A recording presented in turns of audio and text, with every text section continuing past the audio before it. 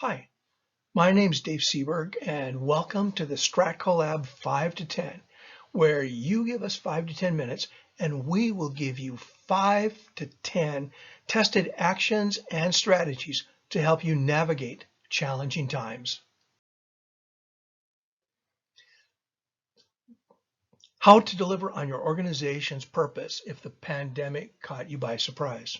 Okay, so let's say you're one of the unfortunate ones that weren't quite up to speed on what was going to happen, and you're a bit disoriented now with what's going on around us.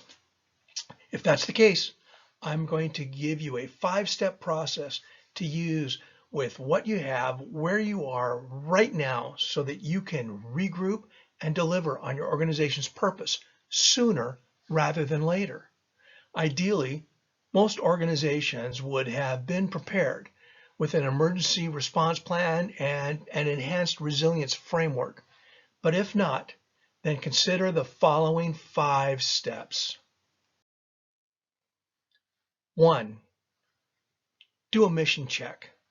If your purpose or mission is it still important? Is it even more important? 3 different organizations that I've been involved with over the last number of years each have missions that are extremely relevant for today. I was a general manager of a water and telecommunications utility, and our mission was to strengthen communities through utility services, communities of place and communities of interest. That mission is still critical today in this day and age. A global nonprofit that I work with, their mission is to connect people to knowledge and resources so that they can better affect change in their communities. That is still a very relevant and important mission today. And then I have also worked with a number of faith-based organizations, and their mission is essentially to share assurance with the hurting and equip people for service in the world. Guess what? That mission is even more critical in this day and age. So, number 1, do a mission check. 2, put assumptions on trial by asking, how can we contribute to the well-being of our community? And what is critical for my organization to do? Collect the dots before connecting the dots. 3, assess. Assess physical assets. Assess your human assets and skills. Assess your technology assets. Assess your financial assets. Assess your organizational networks that you're part of. Assess your operating policies and procedures. Assess your legal and regulatory requirements as they apply to you, and assess your supply chains. Don't spend weeks on end doing this. A rapid assessment will work, but assess all of those assets and relationships to know what you have right now. Number 4, leverage. Connect dots based on your assessment.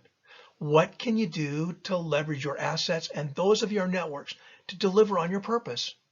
You may have more than you think you do if you're willing to relinquish a little control or power. Let me share an example.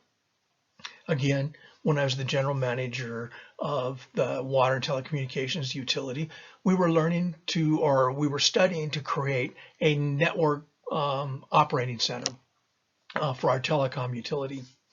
And we had a study done by a consultant, and he came back that it would cost us about $4 million to set up a network operating center for our telecom site, and probably another $1 million or so a year to staff it and operate it, and the operating costs that go with it. Instead, I actually went to a group of like-minded utilities that were getting involved and said, hey, is there any way we can do this together? And so it was studied, and instead of spending $4 million, we spent $100,000. The difference is we had to give up a little bit of control, but in return, we got so much more. We got extended markets, we got extended services, and we were able to collaborate and leverage ours with others to create a very strong, durable, and resilient solution for what was needed for our telecom side. 5, fail forward fast. Be willing to fail forward fast. Don't wait for the perfect plan or scenario. Hit the gas and make course corrections as you go, so long as you've done the first 4 steps. And make sure you're headed in the direction that you desire to go. So, to summarize, 1, do a mission check. 2, put your assumptions on trial by asking, how can we contribute to the well-being of our community, and what is critical for my organization to do? 3, assess your assets, assess your relationships, assess your policies and procedures, and assess your supply chains. 4, leverage. Be willing to leverage your assets and your relationships with those of peers. But to do so, be willing to relinquish certain elements of control and power. Develop trust.